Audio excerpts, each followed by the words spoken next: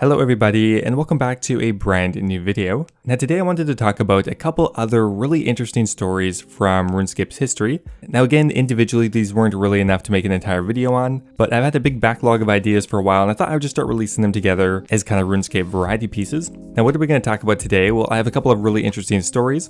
Now first up here, there is some really interesting information and research that was done a couple of years ago that should point us to who actually made the very first RuneScape account ever. In fact, we can actually see the first 2,000 RuneScape players that were registered. We're also going to talk about a period in time where Jagex was taking payment to unban accounts. Pretty crazy, right? And I have a couple of other stories for you as well. Anyway guys, I hope you enjoyed the video. If you do, I always appreciate it. If you leave the video a like, always helps out with the YouTube algorithm. Thank you so much, and let's get started.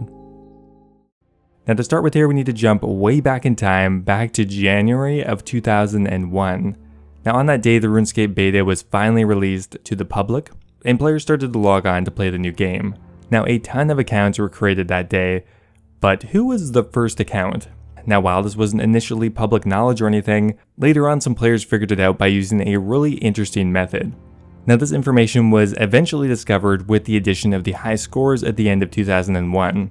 Now some players discovered that when the high scores were added, they were named in a very consistent fashion. For example, attack would be called something like high score 1, strength could be called runescape.com/high score 2, etc., or some variation of that.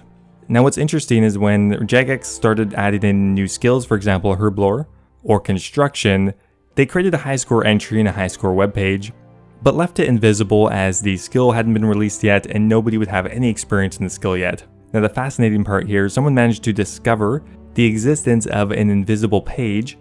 Now after finding it, players realized something interesting, and that is the fact that the players' names were ordered in chronological order as nobody had experience in herblore or construction when that came out. If somebody had gained even one experience in herblore before anyone else, they would have jumped to the top, but as everyone was on an even playing field, the only other way for it to be ordered was in chronological order based on account creation date. Because of this minor leak, a list was created of the first 2,000 player names ever registered. Now one thing to note here is this is not a completed list. It was initially compiled in 2002 and only includes the players that were still active at the time. Now without further ado, the very first name created in RuneScape history was a player by the name of RAB. Now RAB is reportedly the first player to ever sign up for RuneScape that excludes Jagex moderators. But at the same time, RAB was pretty closely linked to the moderation team. Apparently they helped write the Romeo and Juliet questline and Prince Ali rescue. And apparently RAB had a Jagex moderator account called Moderator. So yeah, technically that was the first non-moderator account created, but I don't believe it was the first public player to ever create an account. Now after that we have a player by the name of Lightning and Merlin, and I believe these players were original members of Devious Mud as well, so they kind of came over from that game. After that we have a Shark, and then we have Ignite, Mutant Mount. Now being one of the first players to be able to create a RuneScape username would have been pretty awesome, and there are some really awesome iconic names here. There also are a couple of people who probably didn't take advantage as much as they could have. For example, Cool Kid 12345. This player pretty much had the entire world of potential names available, and they went with that. Kind of questionable. Some of these names today would be worth a lot of money. For example, buying a name like Rob, Molly, Sir. I'm not sure if there's any single digit names here, and like I said, some names could be missing if they weren't active in 2002, but still I think the list is really interesting and a pretty fun read to have a look at what people were into back then, what people were thinking of, and if you want to have a look at the list yourself, there'll be a link in the description for that. Honestly, to me this is more than just a list of names, it's a portal back in time.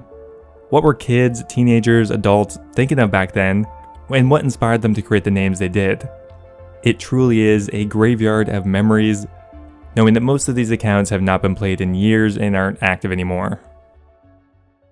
Now next up here, jumping forward a bit into 2011, a really interesting idea that Jagex was testing around that time was actually to take payment from players to unban accounts. Now this was obviously going to be an optional thing that players could do if they really wanted to unban their accounts, and would only work for certain infractions, and would only work on bans going forward. Now I do think it is an interesting idea, but it also kind of leaves a weird taste in your mouth. and may come across as a bit of just money grabby, I don't know. Now essentially the way it would work, for certain account bans, your account would be placed into negative credit. Now this is something that was used already. For example, your credit card didn't work for a couple of months, or somehow you managed to end up not paying for your account, you'd be placed into negative credit. However, now they would do that actually just for bans, and going forward, the only way to have access to your account would be to pay the fee. Now this was a service that wasn't available for very long, but apparently the amount it cost was $22.50 or about 3 months of membership at the time. Now if you paid that fee, you may notice that your account would not be in the same state it was before. Now here was a statement from Jagex at the time. If Jagex bans any account as a result of your breach of the rules of RuneScape, and you have exhausted the offense appeals process, Jagex may, in its absolute discretion, give you the opportunity to make a fixed payment to reinstate the account. Any membership credit that is associated with an account cannot be used to pay for such reinstatement, and any existing membership credit will continue to expire. Jagex is not obligated to reinstate any account, and you are not obligated to exercise the option to reinstate your account. If you are offered the opportunity, it is entirely up to you whether or not you make such a payment. Any gains or advantages that Jagex considers were made as a result of using macros shall be removed from your account. You accept that your account will be returned to you adjusted by Jagex to take into account the cheating offense, and no discussion will be entertained regarding the status of a returned account. Now, if you paid that fee, you may notice that your account would not be in the same state it was before. All of your items and cash would be wiped, and the experience in your skills would be reduced accordingly. Some people reported that the experience in their skills was as much as 4 times less as when their account was banned. So someone with 10 million experience in a skill would go down to 2.5 million. Might not even be worth paying that to get back. Now the first ban that was reinstated in this fashion was done sometime around February of 2011.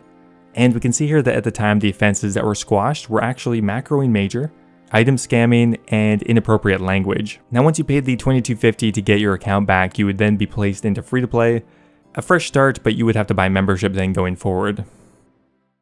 Now RuneScape has changed tremendously over the last 20 years. We've gotten a multitude of complete graphical reworks. We have a fork in the game modes. We got RuneScape 3, old school RuneScape. We've had hundreds of different updates throughout the years, but one thing has remained constant and has never changed ever since it was released back in RuneScape Classic.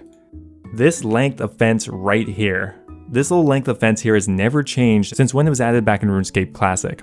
Even to this day, if you run over to Falador in RuneScape 3, you will notice this kind of outdated, conspicuous piece of fence here. And I'm not sure if it was initially just missed, but nowadays it's more of a monument to what RuneScape was and how the game has changed throughout the years.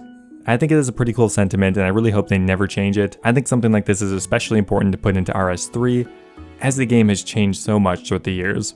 Legend has it that if this fence is ever updated or removed, the RuneScape servers will just shut down forever. Okay, I may have just made that up, but I think it's a cool legend anyway. Anyway guys, that's going to be it for today's video. I hope you guys enjoyed it. If you have any other interesting RuneScape historical moments, leave them down below. I'm always looking for interesting video ideas to make. Now before I go here, I want to give a massive thank you to Kush Patel, who just subscribed as a Dragon tier over on YouTube, as well as a huge thank you to Nathan Ashworth, Double Talk, and Heathen Lock Games. Thank you for making the dream possible. I appreciate you guys so much. If anyone's looking for another way to support the channel, becoming a YouTube member is an excellent way to do so. You'll get access to a custom role over on Discord, access to my video release schedule, and of course being mentioned in my videos. Thank you so much guys, and I'll see you next time.